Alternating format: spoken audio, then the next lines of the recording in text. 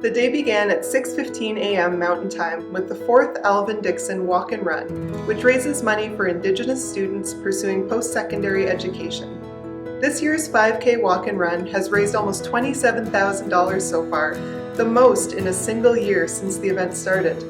Donations are being accepted until the end of the month.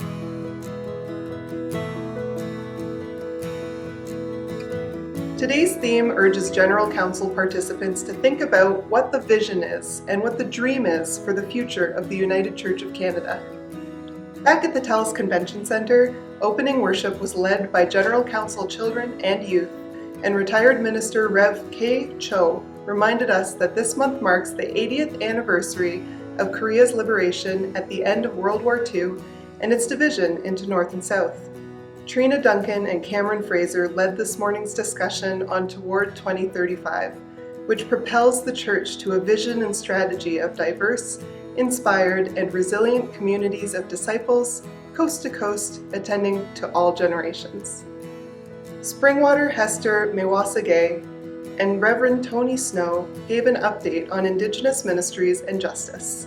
The update covered Indigenous youth programming, understanding spiritual violence, engaging with the work of the Special Interlocutor into Unmarked Graves, and other programming. Reverend Tony Snow outlined the ongoing challenges facing Indigenous United Church congregations and the continued need for settlers to attend to relationship and possible reconciliation. Kit Lowen, Chair of the Governance Committee, presented an update on the General Council Executive, GCE, to offer color to the accountability report. Using Exodus 35 as a foundation upon which to layer the report, Kit outlined how the GCE strives to live into the transition initiated by the structural changes.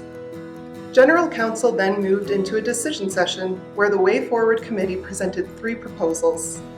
The Way Forward proposals can be found on generalcouncil.ca.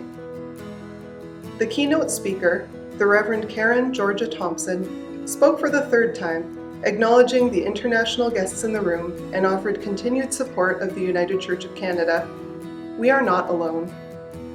Her message recalled the deep harms that we continue to perpetrate, but affirmed the possibility to heal and be with one another in new and meaningful ways. Karen Georgia invited us to embrace the spiritual needs of people and communities and build a church of the future that is deeply relevant to those needs. She connected the importance of spiritual practice to sustained commitment to justice and encouraged the continued faith journey of bold dreaming and daring transformation. A representative from Calgary Tourism engaged special guests and senior leaders in a white hat ceremony to the great entertainment of those in the audience. And that's a wrap for today. Tomorrow are more decision-making sessions and the installation of our moderator-elect, Reverend Dr. Kimberly Heath.